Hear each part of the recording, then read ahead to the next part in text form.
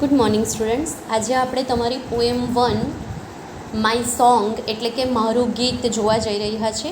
તો આ જે પોએમ છે તેમાં એક પેરેન્ટ્સ અને એક બાળકનું જે અટેચમેન્ટ છે, લવ છે, તે દર્શાવવામાં આવેલો છે. જે પેરેન્ટ્સ છે એવું કહે છે કે મારું આ જે ગીત છે તે તારા એટલે કે બાળકને સંબોધીને કહે છે કે મારું આ જે ગીત છે તે એક સંગીતમય તારી આસપાસ વીંટળાતું રહેશે. મારા જે આશીર્વાદ છે તે તેને ચૂંબશે, તે તારા કપાળને સ્પર્શ કરશે.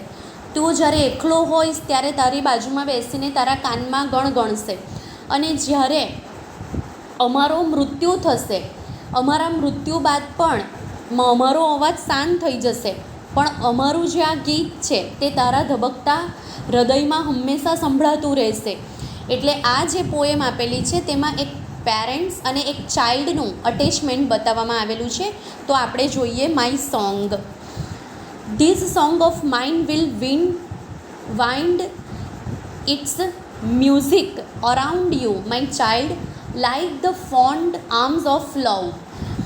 ધીસ સોંગ એટલે આ ગીત, માઇન એટલે મારું, વાઇન્ડ એટલે કે વીંટળાવવું, મ્યુઝિક એટલે સંગીત, અરાઉન્ડ યુ એટલે તારી આસપાસ, લાઇક એટલે જેમ કે, જાણે કે, ફોન્ડ એટલે કે પ્રેમાળ, હેતભર્યું, આર્મ્સ એટલે હાથ, અને લવ એટલે પ્રેમના, હેતભર્યા.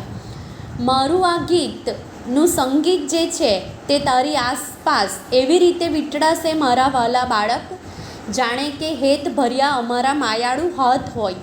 એટલે આ જે બે લીટી છે તેમાં એવું કહે છે કે અમારું જે ગીત છે, મારું આ ગીત છે તે તારી આસપાસ હંમેશા વીંટળાતું રહેશે, જાણે કે અમે તને હગ કર્યું હોય, ભેટ્યું હોય.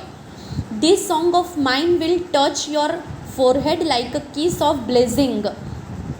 માઇન એટલે મારું, ટચ એટલે સ્પર્શ કરવો, ફોરહેડ એટલે કપાળ, કિસ એટલે ચુંબન ને બ્લેઝિંગ એટલે આશીર્વાદ.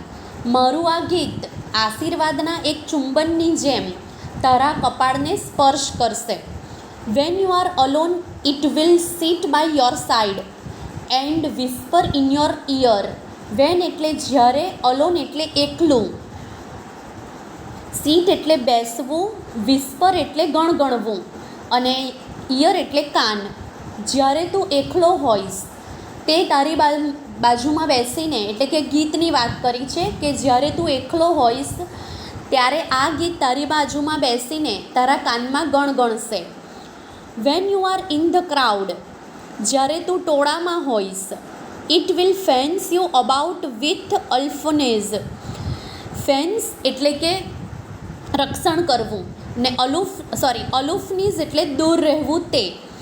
જ્યારે તું ટોળામાં હોઈશ ત્યારે તે તને ટોળાથી દૂર રાખીને તારું રક્ષણ કરશે.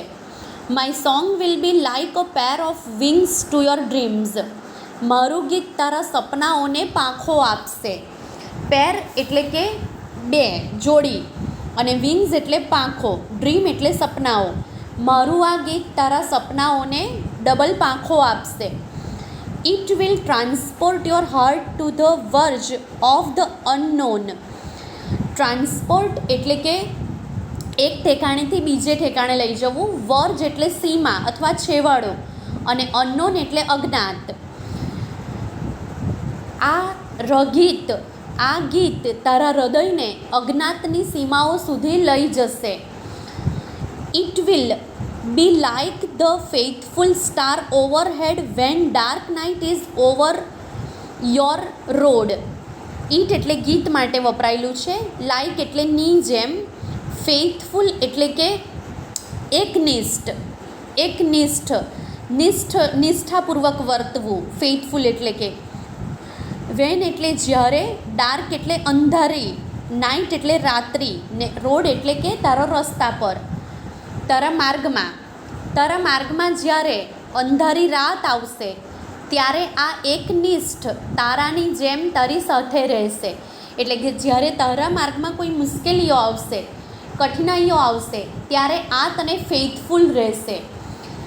My song will sit in the pupils of your eyes. Pupils એટલે કીકીઓ, ને આઈઝ એટલે આંખ. મારું આ ગીત તારી આંખની કીકીઓમાં રમશે.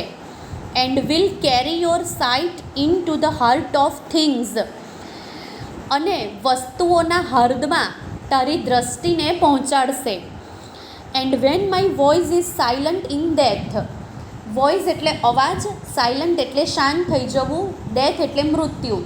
અને જ્યારે મારો મૃત્યુ બાદ અવાજ શાંત થઈ જશે, my song will speak in your living heart. મારું ગીત તારા ધબકતા હૃદયમાં સંભળાશે. એટલે આ જે પોએમ છે રવિન્દ્રનાથ ટાગોર રચિત, એમાં પેરેન્ટ્સ અને ચાઇલ્ડ એકબીજાની સાથે કેવી રીતે અટેચ રહેશે.